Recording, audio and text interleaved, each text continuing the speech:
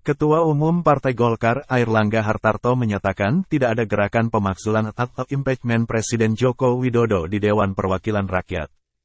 Airlangga mengatakan, Golkar merupakan salah satu partai dengan jumlah anggotanya cukup mayoritas di parlemen. Di dalam lembaga legislatif itu tidak muncul gerakan penggulingan Presiden Jokowi. Itu tidak ada itu, kan Golkar di DPR, itu tidak ada, kata Airlangga saat ditemui awak media di Lombok Tengah, Nusa Tenggara Barat, Minggu, tanggal 14 Januari tahun 2024. Menurut Airlangga, saat ini persentase partai pendukung pemerintah mencapai 85%. Karena itu, ia tegaskan tidak ada isu penggulingan Presiden Jokowi. Tidak ada gerakan pemakzulan. Partai pendukung pemerintah 85%.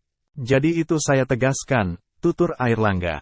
Sebelumnya, Menteri Koordinator Bidang Politik Hukum dan Keamanan Mahfud MD menerima usulan dari sejumlah orang yang mengatasnamakan Petosi 100. Mereka diantaranya adalah Faisal Assegaf, Marwan Batubara dan Letnan Jenderal TNI Marsikal Purnawirawan Soeharto.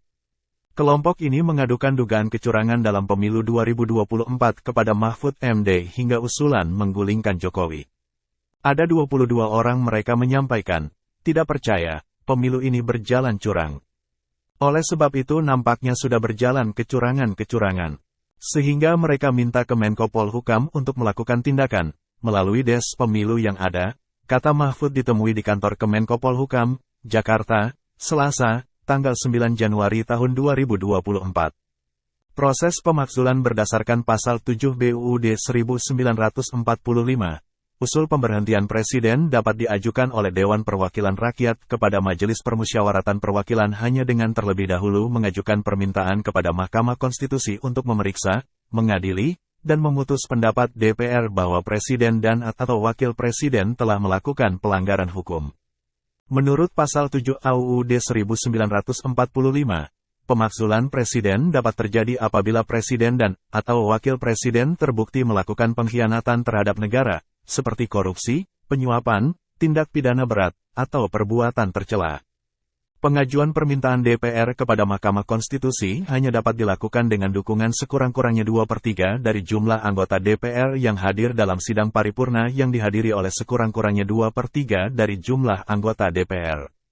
Setelah pengajuan dilakukan, MK wajib memeriksa, mengadili, dan memutus seadil-adilnya terhadap pendapat DPR tersebut paling lama 90 hari setelah permintaan DPR diterima oleh MK. Apabila MK memutuskan bahwa Presiden dan atau Wakil Presiden terbukti melakukan pelanggaran hukum sesuai dengan pasal 7B, DPR akan menyelenggarakan sidang paripurna untuk meneruskan usul pemberhentian kepada MPR.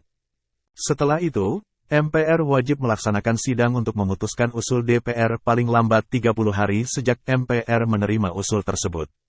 Keputusan MPR atas usul pemberhentian Presiden dan atau Wakil Presiden harus diambil dalam rapat paripurna MPR yang dihadiri oleh sekurang-kurangnya 3/4 dari jumlah anggota dan 2/3 dari jumlah anggota yang hadir.